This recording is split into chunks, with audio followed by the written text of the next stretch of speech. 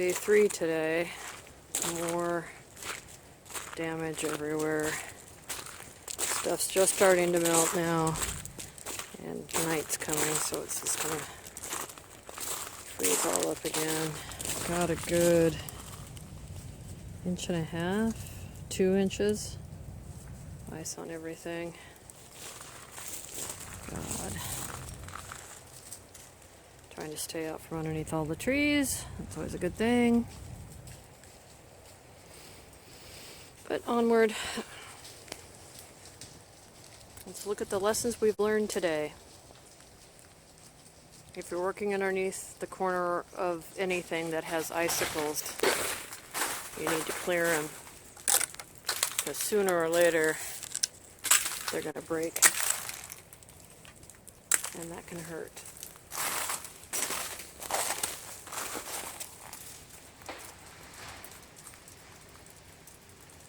Did you hear that? Like a little gunshot? It was another limb or a tree falling in the forest. Jeez. Alright, onward. Burn ultra pure kerosene in your indoor lamps. It makes life a lot easier and less stinky. Alright, lessons learned when the power goes out. When your power goes out and you don't have any water, like we don't, then having water near your animals is a good idea, because they need water even when it's freezing and you don't have power. And putting water in the coop keeps it from freezing, which is a good thing. Another lesson, don't get too attached to your trees.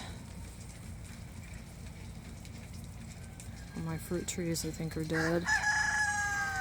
Blueberry bushes are hanging in there.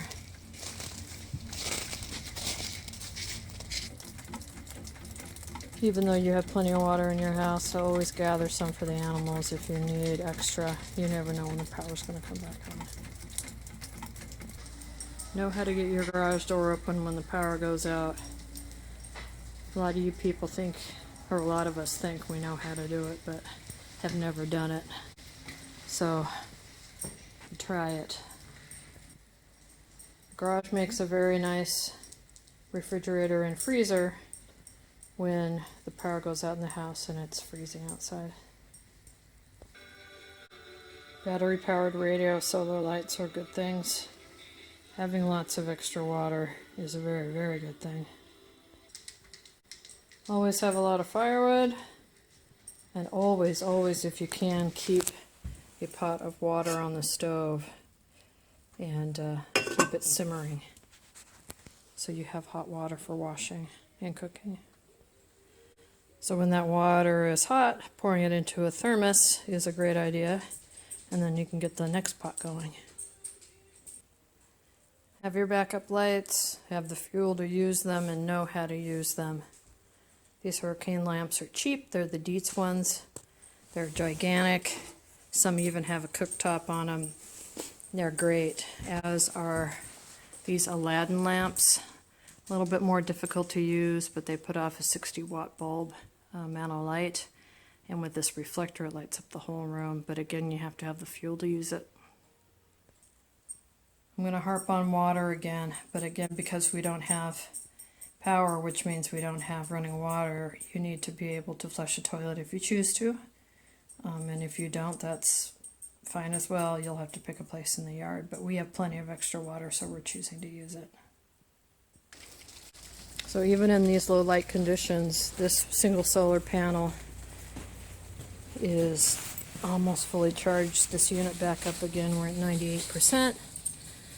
And we ran 2 CPAPs off this all last night, charged up our computers and our telephones on the homemade solar generator, which is just a solar panel charging a battery pack. And I said before there were 2 batteries in here. I was wrong. There's a single deep cycle marine battery. Here's another inverter in here and a storage pocket. So toolkit, we can go over this later, but USB ports, 12 volt, it's awesome. There's that.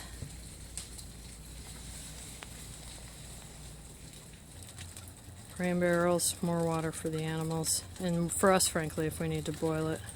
You need to have a metal roofing, though. In order to catch rainwater, you can use regular shingles, I believe, is toxic. Having some entertainment is also key. Go back to reading, listening to the radio, talking, games, that kind of thing. I'm lucky that we have these double pane windows, with that argon gas or whatever inside. But still, it's a sucker of the heat. So you're going to want to have some kind of window covering to bring down over, especially at night. This will stop a lot of the heat sink from going out. During the day, it's kind of nice to have the light, but you live with it. Also, having a bowl or something, especially if you have one sink, is really nice. I can put hot water in here. I'm gathering things together to wash a little bit at a time, so that works really well. I mentioned the water, which is key, but also one of these little fans. It's really helping push air through the house.